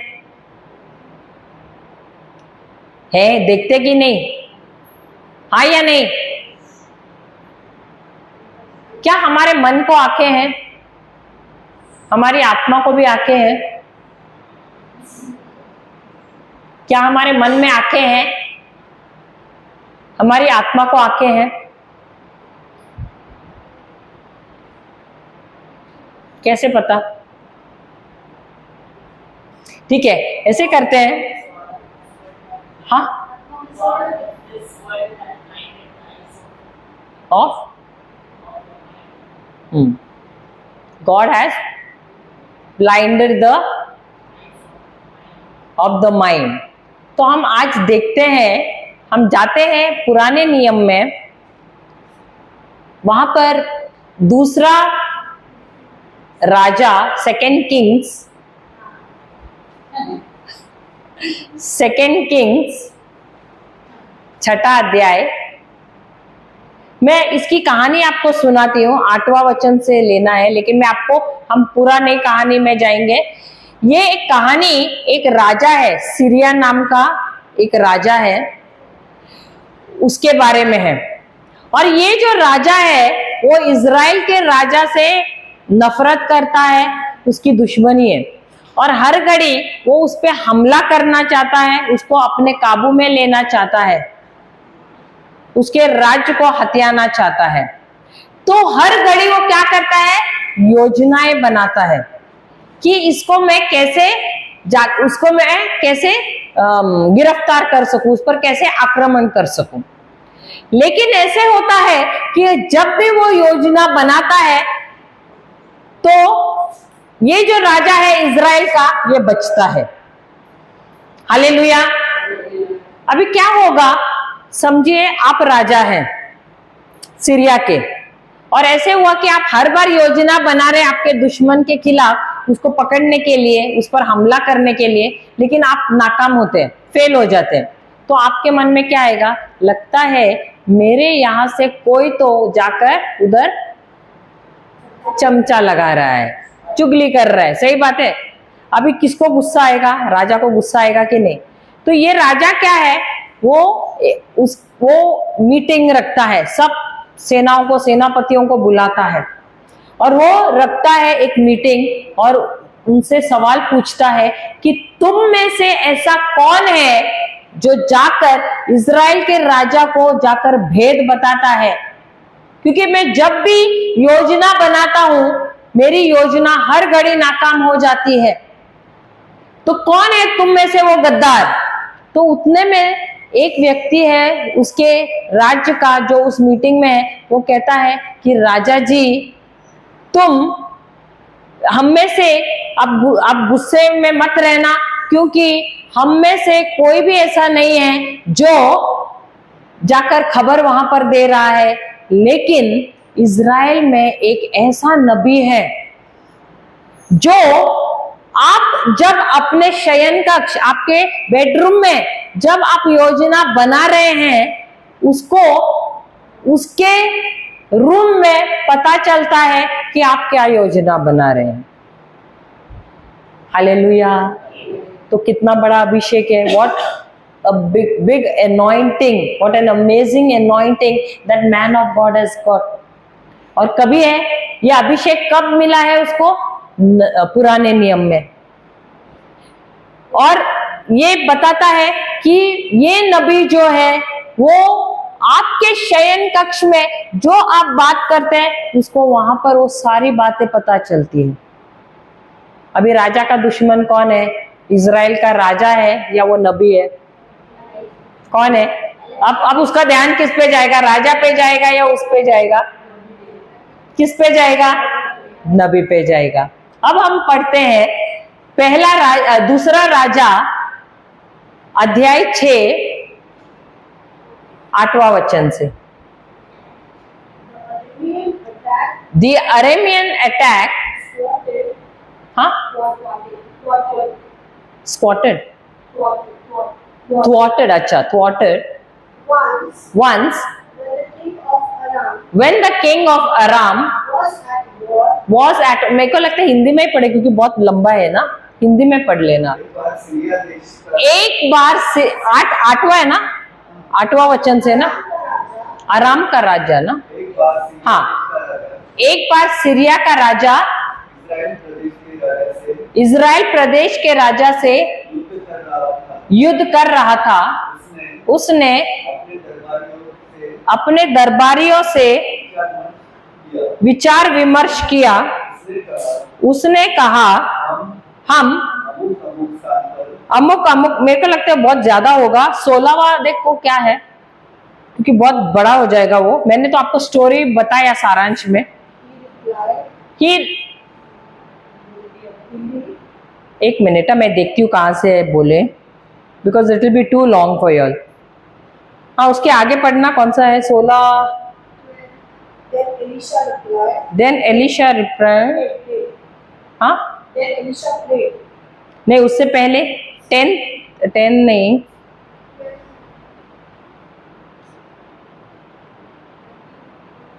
हाँ 16 नहीं, हाँ मेरे ख्याल से ये लेना आप, 14वां वचन से ले लो। हाँ, अभी राजा क्या करता है सीरिया का? वो क्या भेजता है? किसके पास भेजता है? ये नबी के पास। नबी का नाम क्या है? एलिशा। हिंदी में पढ़ना ब्रदर 14 से। अतः सीरियाई राजा ने वहां घोड़ों और रथों के अतिरिक्त एक विशाल सेना भी भेजी। कहां पर?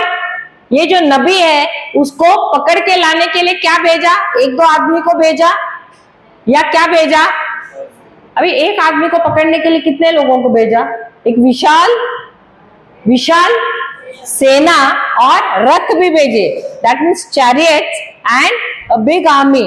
ओके, फिर वे रात के समय आए और उन्होंने दोतान नगर को घेर लिया। अब एक नबी को, एक मनुष्य को पकड़ने के लिए क्या किया है? इतना सारा सैनिक, जिसने वो शहर को पूरा चारों तरफ से घेर लिया है। और फिर परमेश्वर के जन एलिशा प्रातः काल सोकर उठे। अभी ये जो नबी है एलिशा, ये सोया हुआ था रात को, और ये राजा ने रातों रात भेजा वहां पर सेना उसको पकड़ने के लिए। अब एलिशा को कुछ मालूम नहीं है, वो सोया हुआ था रात को और वो सोकर उठ गया। फिर वह बाहर निकले। एलिशा या उसका नौकर, एलिशा का नौकर उठा और वो बाहर निकला, और एलिशा ने या उसका नौकर, उसका सेवक उठा और वो बाहर निकला। फिर घोड़ों और रथों के साथ सेना के नगर को चारों ओर से घेर लिया है। अब उसने क्या देखा? सेना और घोड़ों ने नगर को चारों ओर से घेर लिया है। फिर एलिशा के सेवक ने उनसे कहा, हाय गुरुजी, अब हम क्या करें? फिर एलिशा ने कहा, तू मत डर, जो हमारे साथ है वे उनसे अधिक है। हालेलुया। बस हालेलुया, हालेलुया। अभी उस सेवक के जगह पे आप है। वो सेवक उठा, अब उठते ही वो खिड़की खोलता है और देखता है, टेन टेन, अरे बाप रे, इतना सारा सेना है। और अभी क्या होगा? उसको बहुत खुश हो गया। हाँ, अभी डर कैसे आता है? क्या चीजें आपसे बात करती है?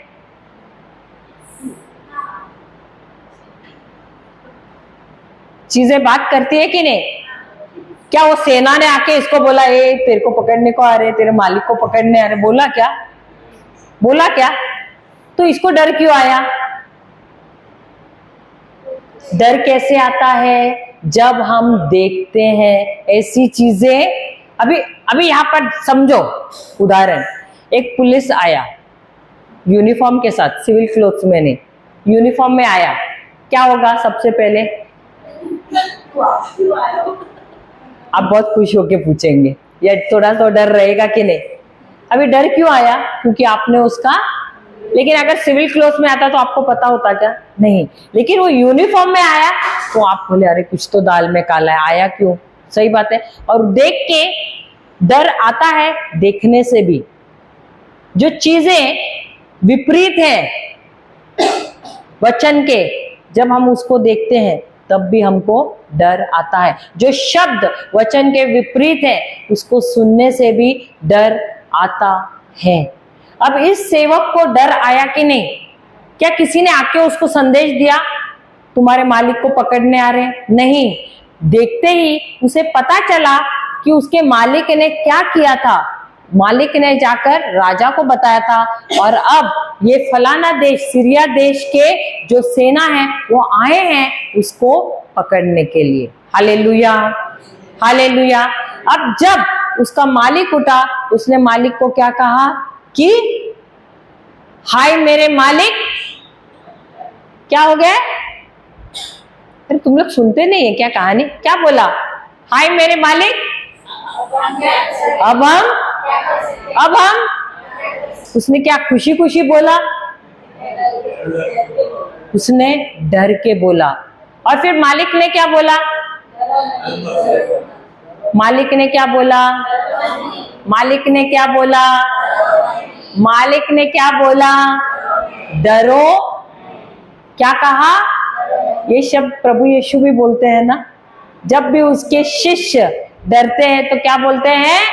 डरो मत, डरो मत। क्यों? क्योंकि देखने से भी डर आता है। क्यों कहा डरो मत? क्योंकि जो हम देखते हैं 5 इंद्रियों द्वारा वो चीजें हमको सच्ची लगने लगती हैं, इसलिए उसे कहते हैं कि डरो मत। क्योंकि तुम देख रहे हो वो सच नहीं है, वो हकीकत है। क्या है? हकीकत है। It is a fact, it is a reality, but it is not the truth. There is a difference between reality and truth. Hallelujah. तो तुम जो देख रहे हो वो क्या है? वो हकीकत है, और हकीकत बदला जा सकता है। जो देख रहे हो, what you are seeing is fact, and fact can be changed. Hallelujah, hallelujah, praise the Lord. और उसके बाद वो क्या कहता है? जो हमारे साथ है वो अधिक है जो उनके साथ है। अब ये सेवक क्या करेगा? जाएगा 1000, 2000, 3000, 4000 और खिड़की में एक, तीसरा तो है ही नहीं।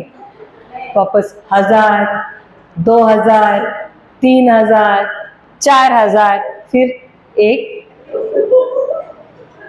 लगता है मेरा मालिक सटिया गया है। आप क्या करते थे? Hallelujah, hallelujah. होता है कि नहीं? जब वचनों में नहीं है, जब वचन दिल में नहीं है, तब क्या होता है? लगता है पागल हो गए, पूरा टाइम जय यीशु, जय यीशु, जय यीशु। सही बात है। बीमार है, दिख रहा है, लेकिन फिर भी बोलते हैं चंगा है, चंगा है, चंगा है। थोड़ा सा लगता है खसकेला है, बोलते हैं कि नहीं? समस्या है, लेकिन फिर भी बोल रहे सब शांति में है, सब प्रेम में है, सब कुछ है। लगता है दिमाग खराब हो गया है। आप बोलते हैं कि नहीं? वैसा ही ये सेवक भी 1000, 2000, 3000, 4000 और इधर एक, तीसरा तो है भी नहीं। Hallelujah, hallelujah, praise the Lord. आगे पढ़ना। फिर क्या होता है? तब एलीशा ने ये प्रार्थना की, हे प्रभु इस सेवक की आंखों को खोल दे। बस। क्यों? क्योंकि आंख बंद करके गिन रहा था। ऐसे कैसा गिन रहा था? उसने कहा कि नहीं आंखें खोल दे। सही बात है कि नहीं? इसका मतलब अंधा था, कैटरेक्ट का ऑपरेशन हो गया लगता है। हालेलुया, हालेलुया, जय यीशु, जय यीशु। क्या कहा उसने? इस सेवक की आंखें बंद थी क्या आंखें? आंखें बंद थी? उसकी कौन सी आंखें बंद थी? ये आंखें बंद थी या आध्यात्मिक आंखें बंद थी? कौन सी आंखें बंद थी? कौन सी आंखें बंद थी? उसकी आध्यात्मिक आंखें बंद थी। क्यों? तुम्हारी आत्मा को भी आंखें हैं। क्योंकि जब परमेश्वर ने मनुष्य को बनाया, उसने ऐसे बनाया कि वो सिर्फ इन आंखों से नहीं, शारीरिक आंखों से नहीं देखे, सिर्फ मन के आंखों से नहीं देखे, लेकिन वो अपने हृदय की आंखों से देखे। Hallelujah, hallelujah. सिर्फ हमको 5 इंद्रिय द्वारा नहीं देखना है, हमको देखना है अपने मन की आंखों से। और इसीलिए वो परमेश्वर से कहता है, हे प्रभु, इस सेवक की आंखों को खोल दो। क्यों? क्योंकि वो नहीं देख रहा है जो मैं देख रहा हूं। मैं तो अपनी आत्मा की आंखों से देख रहा हूं, और क्योंकि मैं अपनी आत्मा की आंखों से देख रहा हूं, मुझे वचन के द्वारा नजर आ रहा है जो आपने कहा है आपके वचन में। भजन संहिता 91:10 में क्या कहा प्रभु ने? साम्स 91:10 में क्या कहा है प्रभु ने?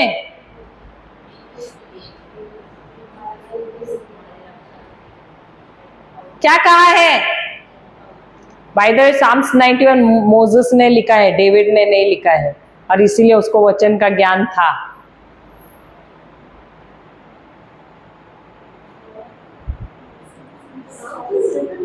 Psalms 91 by Moses, 91. There are some Psalms which are written by Moses and many are David's. लेकिन ये जो है भजन संहिता, this Psalm is written by Moses. ये मूसा ने लिखा हुआ है। Psalms 91:10 पढ़िए। भजन संहिता 91:10 क्या लिखा है? हाँ, no evil shall befall you, no नहीं, वो नहीं, sorry, for the Lord has given his angels 11 sorry, हाँ मैंने क्या बोला, 10 बोला, हाँ 11,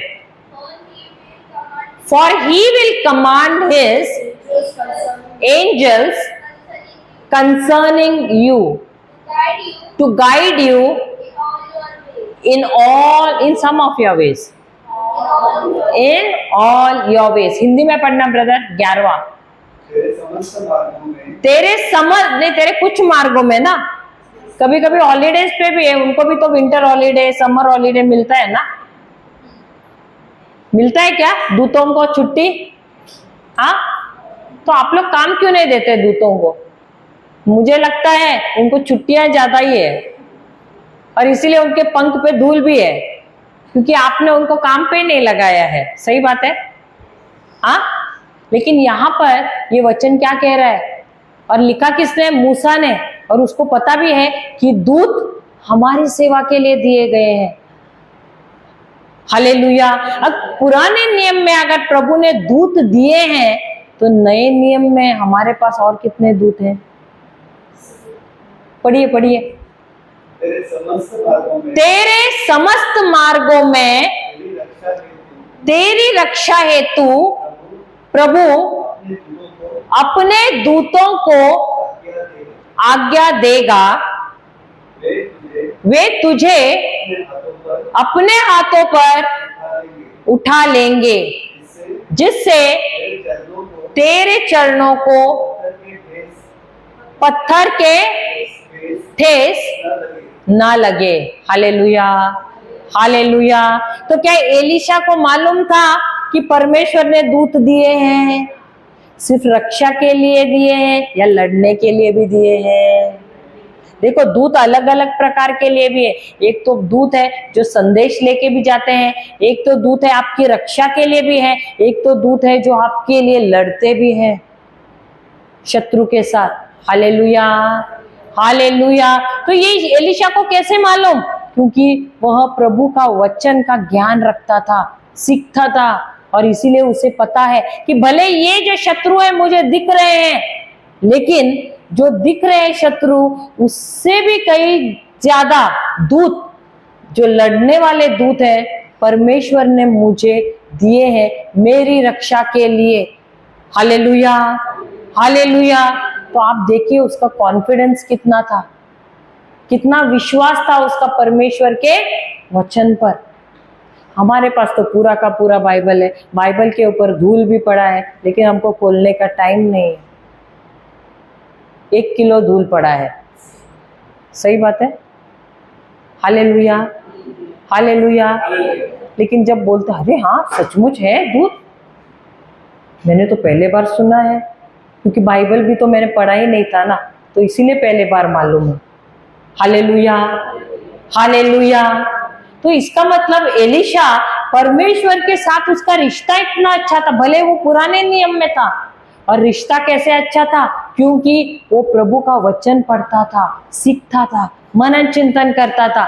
इसीलिए उसे पता था, हम नए नियम में रह के भी हमको मालूम नहीं है कि हमको दूत दिए गए हैं। और वो पुराने नियम में उनके पास तो सीमित किताबें थे, फिर भी उसको मालूम था कि प्रभु ने उसकी सुरक्षा के लिए, उसको बचाने के लिए लड़ाकू दूत दिए हैं। हालेलुया, हालेलुया, जय यीशु। और ये जो दूत है ये उसको थोड़ी सी भी ठेस आने नहीं देंगे। हालेलुया। आगे पढ़ना, दूसरा राजा 6 अध्याय, कहां तक पहुंचे थे हम लोग? 16 क्या 17? 17 ना, हाँ पढ़ना। तो प्रभु ने, हाँ उसने क्या कहा? उनके साथ जो है, हमारे साथ जो है, जो उनके साथ है उससे भी अधिक है। उसके बाद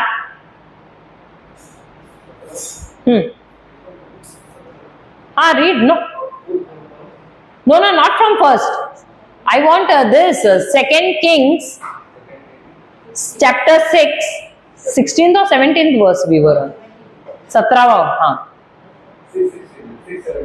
हाँ पढ़ो 17वां।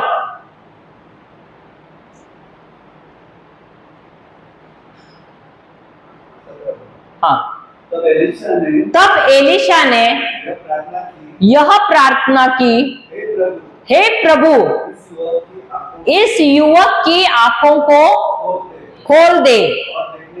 और देखने लगे। अतः प्रभु ने एलीशा के सेवक की आंखें खोल दी। फिर और उसने देखा कि एलीशा के चारों ओर अग्निमय अश्व और रथ है, जिनसे पहाड़ भर गया है। तो जैसे उसने प्रार्थना की, क्या परमेश्वर ने उसकी प्रार्थना सुनी? हालेलुया। उसने कहा कि मेरे इस सेवक के आध्यात्मिक आंखें खोलना, और वैसे ही परमेश्वर ने उसकी आंखें खोली। उसने देखा पहाड़ पे भर भर के कौन है? अग्निमय दूत है, जो किसकी सुरक्षा के लिए है?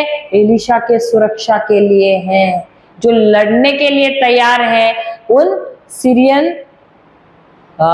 सेना के खिलाफ। हालेलुया। फिर आके सीरिया सेना एलीशा के पास पहुंची। एलीशा ने प्रभु से यह प्रार्थना की, प्रभु सीरियाई राष्ट्र के इन सैनिकों को पर प्रहार कर और उन्हें अंधा कर दे। फिर अतः प्रभु ने एलीशा के प्रार्थना के अनुसार उस पर प्रहार किया। नहीं, इंग्लिश में दिया, विच वर्स इज दैट? उसमें देखो क्या दिया। हाँ, when the Arameans came down against him, Elisha prayed to the Lord and said, strike these people, please, with blindness. So he struck them with blindness according to his word नहीं दिया है, कोई तो ट्रांसलेशन में दिया है according to his word, यानी जो शब्द एलिशा के मुंह से निकले उसके अनुसार, उसकी प्रार्थना नहीं, जो शब्द, देखो उसने प्रार्थना नहीं की, उसने शब्द बोला। कौन सा? उसकी प्रार्थना किसके अनुसार थी? परमेश्वर के शब्द के अनुसार थी। He prayed according to the word of God. आपकी प्रार्थना क्या है? प्रभु करो ना, प्रभु आप आओ ना, लड़ो मेरा युद्ध, आप आओ नीचे और मुझे चंगा करो। ये प्रार्थना है? इसको प्रार्थना कहते हैं? नहीं। प्रार्थना वो होता है जब आप परमेश्वर का वचन लेते हैं, उस शब्द को लेते हैं और प्रभु को दिखाते हैं, प्रभु देखो ये आपके वचन में कहा है तो इसके अनुसार मेरे जीवन में होना ही चाहिए, क्योंकि आप मनुष्य नहीं है कि आप झूठ बोले। क्योंकि अगर आपने कहा है आपके वचन में, वचन कहता है कि आप अपने शब्द को कभी बदलते नहीं हैं, उसको कहते हैं प्रार्थना। भीख मांगने को प्रार्थना नहीं कहते हैं, गिड़गिड़ाने को प्रार्थना नहीं कहते हैं। एलिशा ने अधिकार से कहा कि प्रभु आपका वचन कहता है, किसमें? भजन संहिता 91 वचन, कि आपने मेरी सुरक्षा के लिए दूत दिए हैं। तो इस दूत के द्वारा जो ये सेना मेरे खिलाफ आई है उसको तुम क्या करना? उसको अंधा बना देना और उस पर वार कर देना, उनको खत्म कर देना। और जैसा उसने कहा प्रभु का शब्द इस्तेमाल करके, उसी शब्द के अनुसार प्रभु ने किया। प्रभु तब कार्य करते हमारे जीवन में जब हम उनका शब्द इस्तेमाल करते हैं। तो क्या एलिशा का देखने का नजरिया अलग था और उसके सेवक का देखने का नजरिया अलग था? दोनों की देखने की दृष्टि अलग थी, क्योंकि दोनों अलग अलग आंखों से देख रहे थे। एक तो मन की आंख से देख रहा था और एक आत्मा की आंख से देख रहा था। हालेलुया, हालेलुया, जय यीशु। और इसीलिए संत पौल इफिसियों की किताब 1 अध्याय 13वां वचन शायद है, उसमें कहता है कि परमेश्वर open the eyes of their hearts so that they may know what is the hope for which they have been called. वो कहते हैं कि प्रभु इनके हृदय के आंखों को खोलो ताकि वो जान सके कि किस योजना के लिए, किस आशा के लिए उनको बुलाया गया है। क्या आज भी हम अपने मन की आंखों से देख रहे हैं, अपने शारीरिक आंखों से देख रहे हैं, या हम अपने आध्यात्मिक आंखों से देख रहे हैं? तो हम में और उस सेवक में फर्क है क्या? उस समय तो यीशु नहीं मरे थे, अब तो हमारे लिए, हम तो नए नियम में हैं, वो तो पुराने नियम में था। हम तो नए नियम में रह के भी प्रभु यीशु हमारे लिए मरे हैं, फिर भी हम अभी भी शारीरिक आंखों से देख रहे हैं, अभी भी हम मन की आंखों से देख रहे हैं, बल्कि हमको चलना है अपने आध्यात्मिक आंखों से देखते हुए। हालेलुया। इसीलिए आज भी बहुत से लोग हैं जो निचले स्तर का जीवन जी रहे हैं। You are living a very low quality of life because you are walking not according to your spiritual eyes, but you are walking according to your physical or mind eyes, soulish eyes. Hallelujah, hallelujah. तो इसीलिए आप कौन हो ये जानना बहुत जरूरी है। क्या आप आत्मा हो, क्या आप प्राण हो, या क्या आप शरीर हो? हालेलुया। हम सब आंखें बंद करते हैं। हम इसको कल भी कंप्लीट करेंगे, कल इसको और भी है ये सेशन। जिनको सीखने में दिलचस्पी है वो दोबारा कल आ सकता है। हे पिता परमेश्वर, हम आपको धन्यवाद देते हैं। धन्यवाद प्रभु कि आपने बहुत बहुत बहुत सरलता से हमको सिखाया प्रभु कि हम कौन हैं। क्या हम आत्मा है, क्या हम प्राण है, या हम शरीर है। और प्रभु धन्यवाद देते हैं कि जैसे जैसे आप हमारे विश्वास को बढ़ा रहे हैं आपके वचनों के द्वारा, इन प्रचार के द्वारा, हम समझ रहे हैं प्रभु कि हम कौन हैं और आपने हमारी आत्मा में हमें क्या क्या दिया है और हमको कैसे जीना है अधिकार से। धन्यवाद देते हैं प्रभु यीशु। ये प्रार्थना हम करते हैं प्रभु यीशु के नाम से। और प्रभु हम धन्यवाद देते हैं, आज का पूरा दिन आपने हमें बहुत अच्छी अच्छी चीजें सिखाई प्रभु। आपकी महिमा हो प्रभु हर चीज में। और धन्यवाद देते हैं कि शब्द भी आप ही हमें देते हैं, उदाहरण भी आप ही हमें देते हैं और गवाहियां भी आप ही हमें याद दिलाते हैं प्रभु, और गहराई तक ले जाते हैं ताकि हम राज्य का रहस्य सीख सकें। धन्यवाद प्रभु यीशु। ये प्रार्थना हम करते हैं प्रभु यीशु के नाम से। आमेन, आमेन और आमेन। पिता, पुत्र और पवित्र आत्मा के नाम पर। जय यीशु। हालेलुया।